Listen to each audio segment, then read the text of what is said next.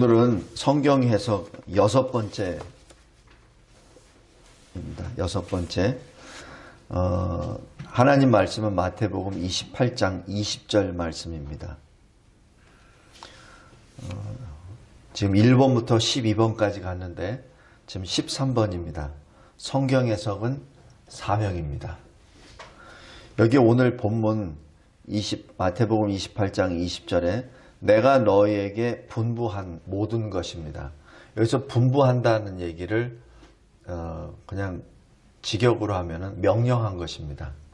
그러니까 주님이 지금 제자들에게 우리들에게 명령하신 것입니다. 명령하신 모든 것을 가르쳐 지키게 하라라고 되어 있죠. 여기서 가르치라라고 얘기하는 것, 가르치기 위해서는 내가 알아야 되죠. 근데 이 주님이 명령하신 모든 것이 바로 이 말씀입니다. 그래서 말씀을 가르칠 때 어느 한 부분만 가르쳐서는 안 됩니다. 창세기에서부터 요한계시록에 이르기까지 전체를 다 가르쳐야 합니다. 어떤 경우에는 좀 이해하기가 어렵고 또 자기가 이렇게 봐서 판단해서 별 중요하지 않다고 생각하는 것들은 그냥 대강 넘어가는 경우가 없지 않아 있습니다. 간혹하나. 그것도 사실 주님의 명령에 옳은 순종은 아닙니다. 주님이 주신 그 말씀을 전부 다 가르쳐야 됩니다. 그래서 성경학자들이 늘 설교자나 이 목회자들에게 강조하는 것이 뭐냐면 창세기서부터 요한계시록까지 전체를 설교하십시오. 전체를 성경 공부하십시오. 이렇게 말합니다. 만약에 그렇지 않을 때는 편식을 하게 됩니다. 그래서 어떤 편식을 하냐면은 그냥 복음서만 한다든지 아니면은 재미있는 역사서만 한다든지. 그런데 정작 레위기나 민수기나 이런 좀 숫자적으로 명칭이 좀 난해한 거 그거는 그냥 넘어가 버리고 다음에 말씀 읽을 때도 이 계보 나오는 것은 별로 아닌 것 같은데 하고 그냥 넘어가 버리고 그래서는 안 되고 그 하나하나를 전부 다 짚고 넘어가야 된다는 것이죠. 성경 해석은 그냥 단순히 성경을 읽고 해석하는 그 차원이 아니라 그거 자체가 주님의 명령입니다. 명령이기 때문에 그것을 반드시 해야 합니다. 그런데 여기 잘 보면은 마태복음 28장 19절에 가라, 제자 삼으라, 세례를 베풀라. 그래서 이 상태에서 교회가 세워지죠. 그럼 교회가 세워진다면 무엇을 해야 되느냐? 바로 오늘 말씀입니다. 주님이 주신 말씀 명령을 가르쳐서 지키게 하는데 문제는 가르치는 것으로 끝나면 안 되고 그것을 지키도록 해야 한다는 것이죠. 그 다음에 또 하나 중요한 것은 너희가 가르쳐서 지키게 하는데 너희 능력이 아니란 얘기입니다. 그게 뭐냐면은 그 다음입니다. 내가 세상 끝날까지 너희와 항상 함께 있으리라. 이 말씀은 가르치되 너희가 가르친다 생각하지 말라. 내가 가르치리라.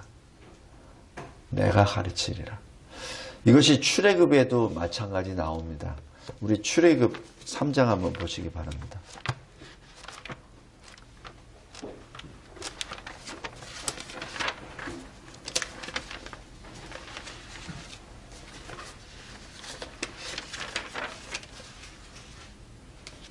출애굽 3장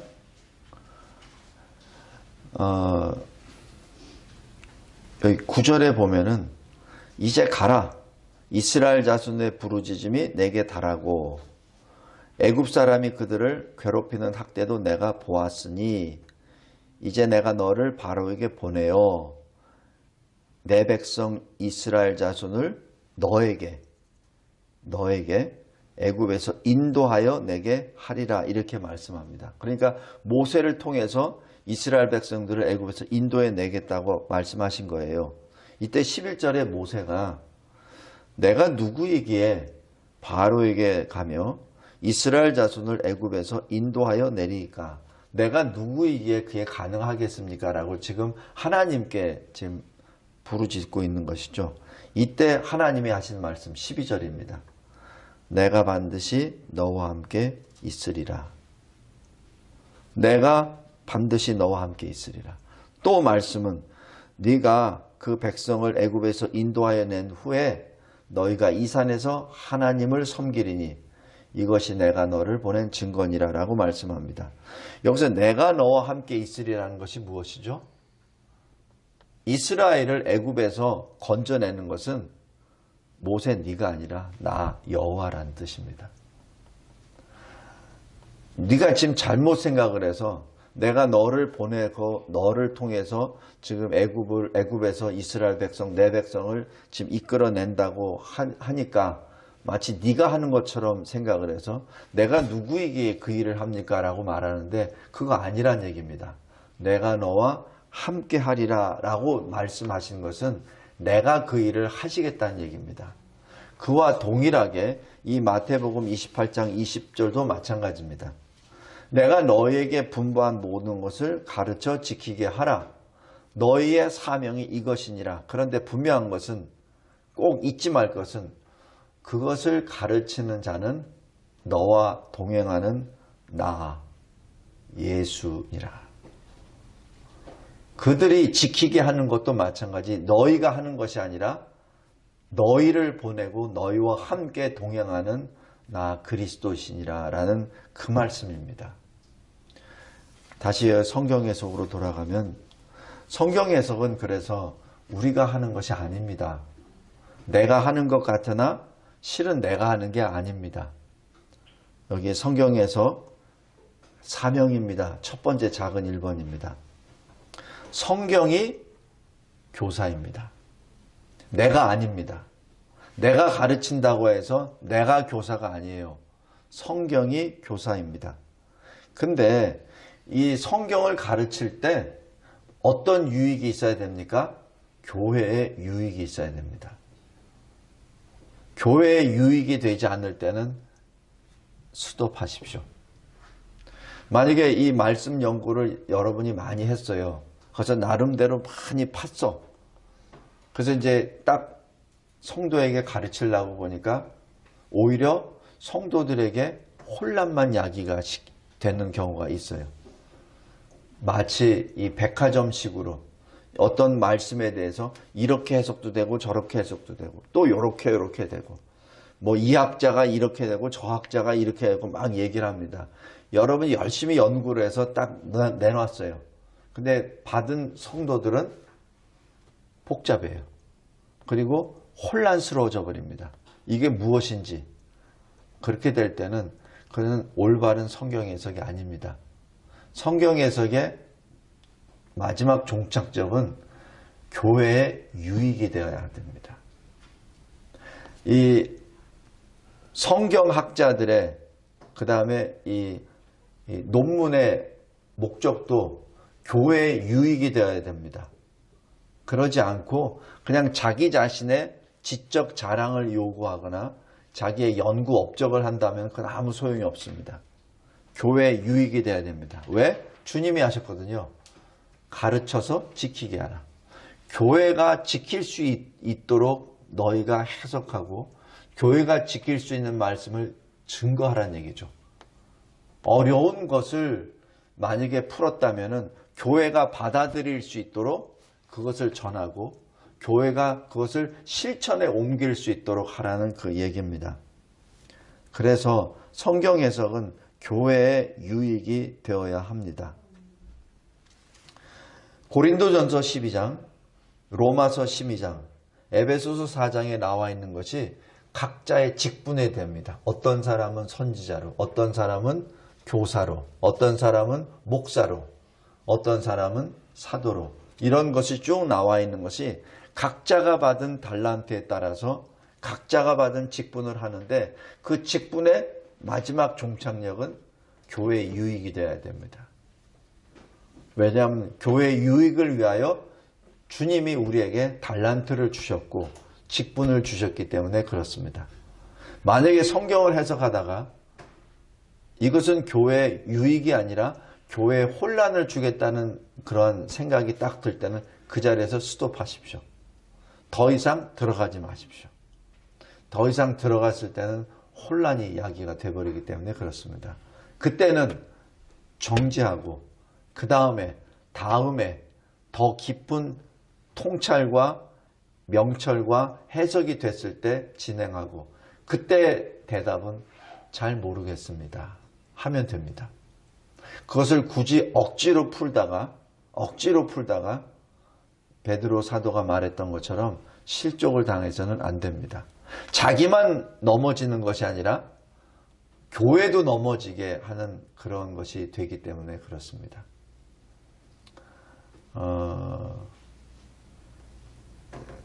가끔 가다가 어려운 질문들 하는 경우가 있어요. 어려운 질문들, 난해한 질문들. 그때도 마찬가지입니다. 그것을 억지로 풀려다가 넘어지지 말아야 됩니다. 특별히 요한계시록의 여러 가지 면에서 구체적으로 막 질문을 던질 때가 있어요. 또 베드로서에서 나와 있는 그러한 표현, 좀 애매모호한 표현들, 거기에 대해서 질문을 할 때 억지로 풀다가 자기도 무슨 말인지도 모르고 듣는 사람도 무슨 말인지 모르고 그래서 나중에 결론은 머리만 덕덕 긁고 그냥 혼란스럽게만 됐을 때는 그때는 중지해야 됩니다. 성경 전체를 완전하게 해석할 수 있는 사람은 존재하지 않습니다. 예수님 빼놓고. 그렇기 때문에 혹시 모르는 게 있을 때 그냥 모른다고 말하십시오. 그것이 수치스러운 일이 아닙니다. 그 다음에 성경을 해석할 때 간절한 마음으로 말씀을 받아야 합니다. 그냥 통상적으로 나아가는 그 모습으로 받아서는 안 됩니다. 우리가 말씀을 읽을 때, 또 설교를 들을 때, 성경 공부를 할 때 제일 중요한 것은 간절한 마음으로 받아야 합니다. 왜냐하면 그것이 생명의 양식이거든요. 생명의 양식을 아무렇게나 먹을 수는 없잖아요. 그죠? 또 간절한 마음으로 받았을 때 그 생명의 양식이 제대로 된 양식인지 아니면은 썩은 것인지 분별할 수 있습니다.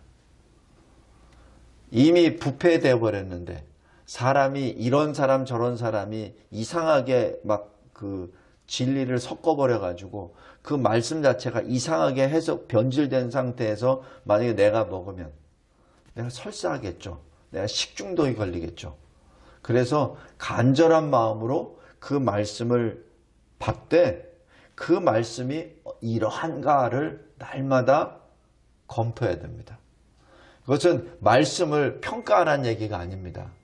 그 말씀이 제대로 지금 해석이 되어 있는지, 해석은 어떻게 말씀이 말씀을 해석한다 그랬죠.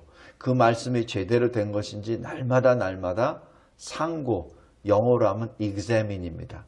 점검하라는 얘기죠. 그래서 베레아 교회의 성도들이 바로 이 자세로 성경을 읽습니다. 그러니까 베레아의 교회에 많은 그 사람들이 거기서 일어날 수 있었던 것이죠. 사도행전 17장 11절입니다. 그 다음에 이 디모데후서 2장 15절 말씀처럼 진리의 말씀을 옳게 분별할 수 있어야 됩니다. 성경 해석을 하는 이유는 진리의 말씀을 옳게 분별하기 위함입니다. 그래서 분별하고 말씀을 받았을 때 그 다음에 일꾼이 될 수 있는 것이죠. 주님의 종으로 주님의 일을 감당할 수 있게 됩니다. 말씀을 제대로 분별하지 못할 때에는 주님의 일꾼이 될 수 없어요. 그래서 일꾼으로 인정된 자로 자신을 하나님께 드리기를 힘쓰라라고 말합니다. 주의 종이 아니면 하나님의 일을 감당하는 사람이 특별히 하나님의 말씀을 전하고 가르치는 사람, 그 사람은 성경 해석을 정확하게 잘 해야 됩니다. 근데 성경 해석을 할 때 신실한 주의 종의 모습으로 인정받아야 됩니다. 그 인정받기 전에 그 입을 벌려 하게 됐을 때는 성경 말씀을 논하게 될 때는 부끄러움을 당하게 됩니다. 디모데후서 2장 15절 말씀이 굉장히 중요합니다. 진리의 말씀을 옳게 분별하며 부끄러울 것이 없는 일꾼으로 인정된 자로 자신을 하나님께 드리기를 힘쓰라. 이것이 주님의 말씀의 책이 받은 자들이 해야 될 이 하나님의 명령입니다. 제가 왜 이런 말씀을 꼭 여기서 좀 힘있게 강조하냐면은, 어떤 사람들은 하나님의 말씀을 많이 읽고 나름대로 자기가 깨닫고 있는 거를 이런 거 저런 거 다 끌어붙여요. 끌어 모아서 결론을 내리는데 자기가 원하는 결론을 내립니다. 그러니까 하나님의 말씀이 단어가 같다고 해서 똑같은 거 아니에요. 단어나 표현은 같을지라도 전체 문맥상 거기에 있는 컨텍스트가 다를 수 있습니다. 그러면 그 컨텍스트, 하나님의 뜻을 알고 연결을 시켜야 되는데, 단어가 같다고 해가지고 단어만 연결을 쭉 해놓고 그것을 같은 문장으로 해버렸을 때는 그때는 진리가 왜곡될 수 있습니다. 특별히 신앙생활을 오래 하셨다는 분은, 그 다음에 이 성경을 많이 다독을 하신 분들, 그런 분들이 저에게 가끔 가다가 카톡이나 문자를 보내와요. 장문의 글을 해놓습니다. 처음부터 끝까지 하나님의 말씀을 다 인용을 해요. 그래서 결론은, 왜 교회가 예배를 드려? 결론이 이렇게 나와버립니다. 참 희한한 결론이 나와버립니다. 왜 하나님이 주신 권세자인 정부의 그 말을 듣지 않고 왜 그렇게 당신들 마음대로 예배드려? 라는 결론으로 맺어버립니다. 그러니까 좀 이상한 식으로 이렇게 돼버려요. 그리고 교회를 위한다고 계속 말을 하는데, 그래서 이 말씀 저 말씀 막 해놓습니다. 교회가 세상의 빛이요 소금이요 막 이러면서, 근데 왜 교회가 이렇게 해? 라고 얘기해서 결론을 내리면서 교회를 박해하는 자의 입장에 서버립니다. 성도 여러분, 교회에 대해서 이야기할 때는 굉장히 주의해야 돼요. 교회는 그리스도의 몸이잖아요. 우리 조직, 여기 교인들이 부족해서 교회가 연약할 수는 있어도 교회 자체에 대해서 함부로 논해서는 안 됩니다.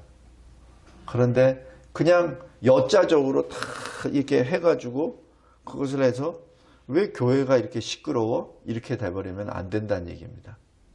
그래서 여기 디모데후서 2장 15절 말씀이 굉장히 중요합니다. 진리의 말씀을 옳게 분별하며 부끄러울 것이 없는 일꾼으로 인정된 자로 자신을 하나님께 드리기를 힘쓰라라는 그 말씀입니다.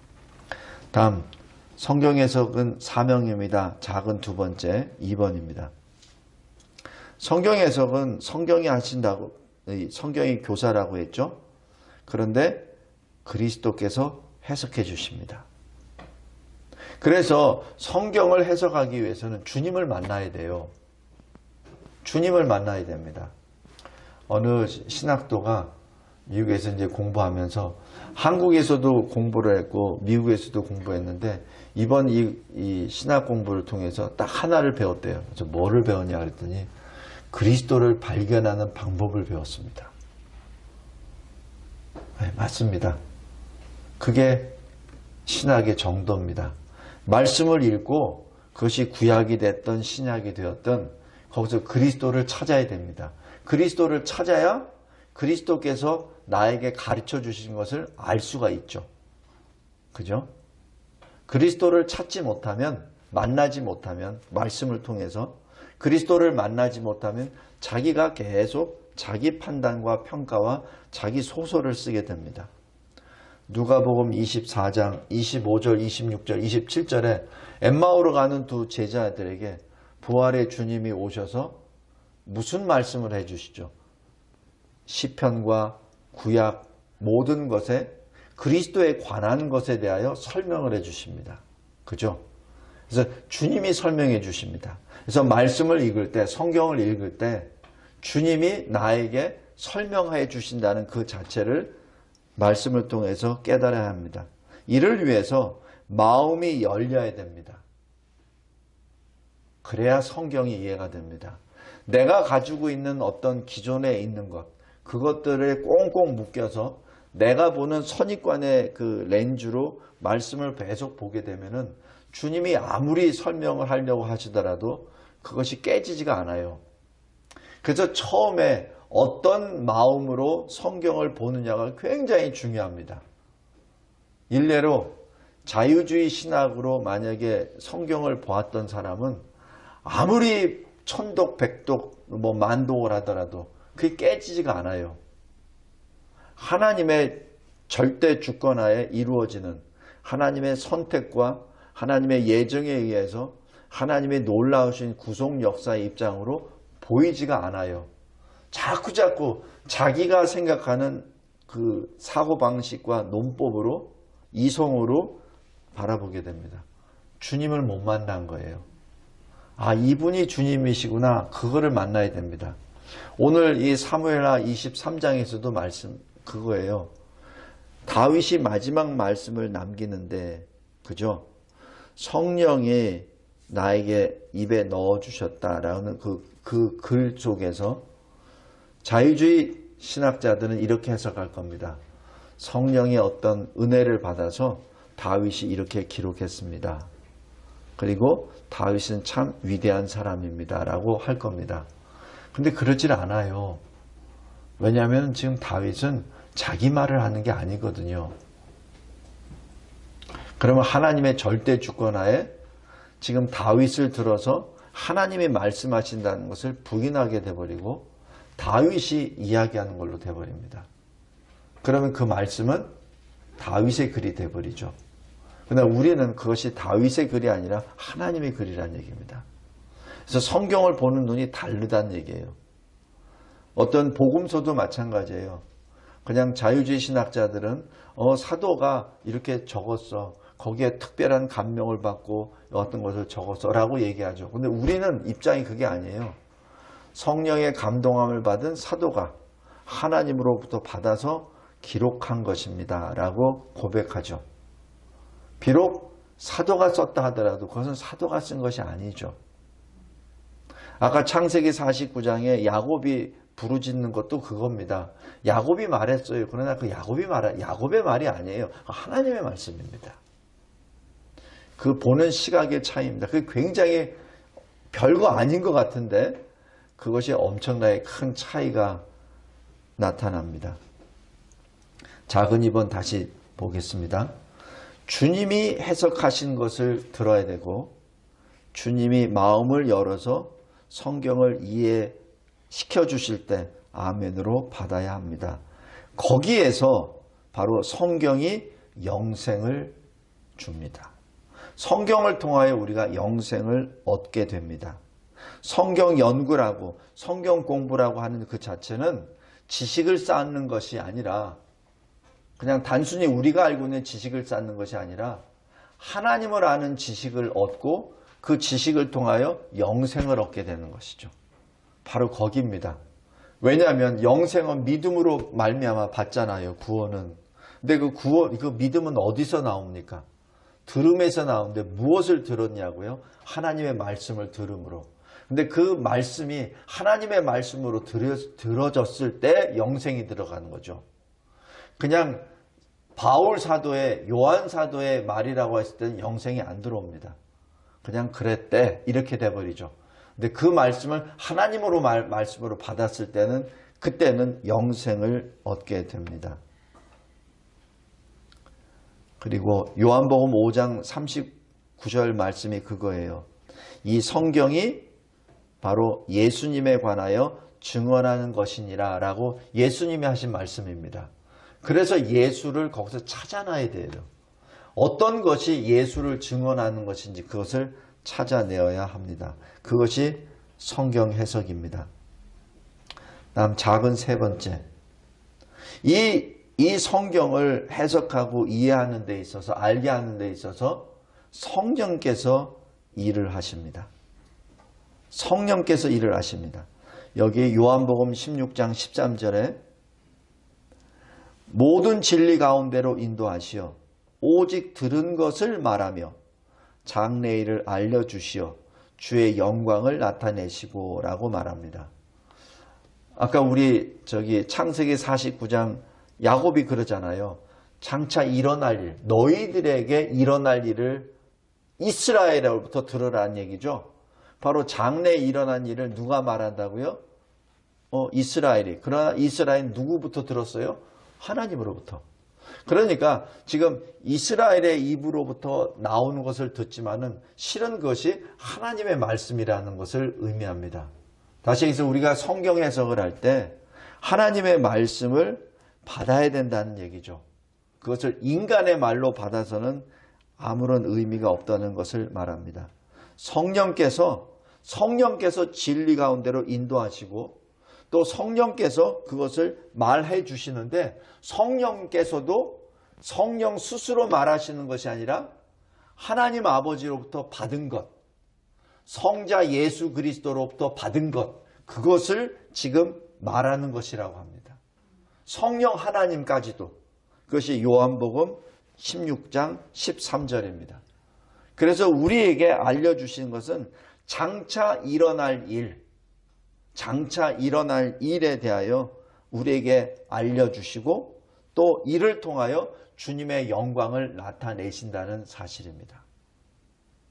그래서 성경 해석은 과거에 있었던 어떤 과거 문서를 해석하는 것보다도 과거의 이 글이지만 앞으로 일어난 일을 받는 예언의 은사이기도 합니다. 그래서 이 여러 은사 중에 예언의 은사를 받으라고 하는 것이 그냥 내일 일어날 일에 대해서 내가 말할 수 있는 예언의 은사라는 그 말보다는 하나님의 말씀을 통해서 장차 일어난 일을 받으라는 얘기입니다.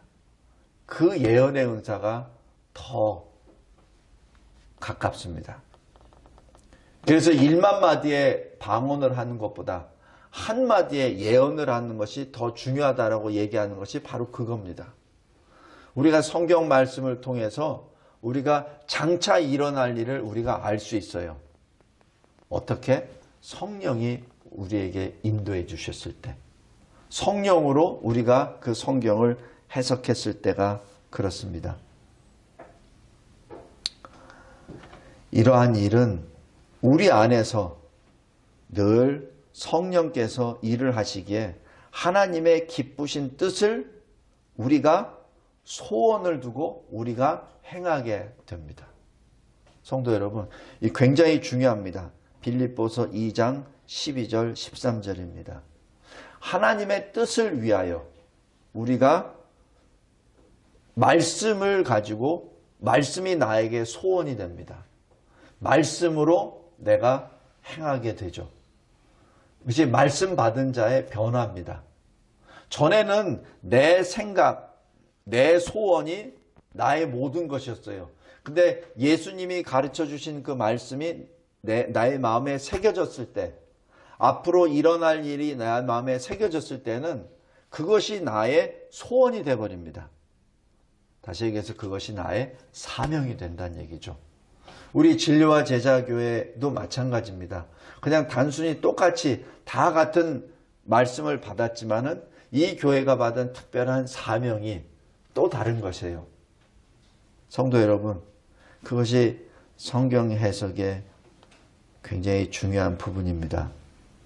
디모데후서 3장 15절 여기까지만 하겠습니다. 그리스도인은 그러므로 그리스도 예수 안에 있는 믿음으로 말미암아 구원에 이르는 지혜가 있게 하는 것입니다. 그것이 성경 해석입니다. 성경 해석에 교회 유익이 되어야 된다 그랬죠. 교회 유익이 되려면 어떻게 됩니까? 각 성도에게 유익이 돼야 돼요. 그럼 각 성도에게 무엇이 유익이 돼야 됩니까? 말씀을 통하여 구원에 대한 확실한 지식과 지혜를 얻어야 됩니다. 그랬을 때 각 성도에게 유익이 되고 교회의 유익이 됩니다. 그러지 않을 때는 그저 지식의 축적으로 끝나버립니다. 오늘 여기까지 말씀을 맺겠습니다. 성경 해석은 사명입니다. 성경 해석은 각 개인은 물론이요, 교회의 유익이 되어야 됩니다. 그리고 성경 해석은 자기 뜻대로 하는 것이 아니라 성령의 인도하심을 받아서 주님을 만나야 됩니다. 그리스도를 만나야 됩니다. 그래서 엠마오로 갔던 두 제자처럼 그리스도께서 가르쳐 주시는 것을, 말씀을, 성경을 해석을 통해서 그리스도를 만나고 주님이 나에게 주시는 그 뜻을 알고 그 뜻이 나의 소원이 되고 내가 변화가 됐을 때, 그때 참다운 구원의 지혜를 얻게 되는 것이죠. 성경에서 한마디로 성경을 통해서 주님을 만납니다. 그것이 성경 해석입니다. 기도하겠습니다. 하나님 아버지, 감사하고 감사합니다. 하나님께서 들려주시는 이 성경 해석이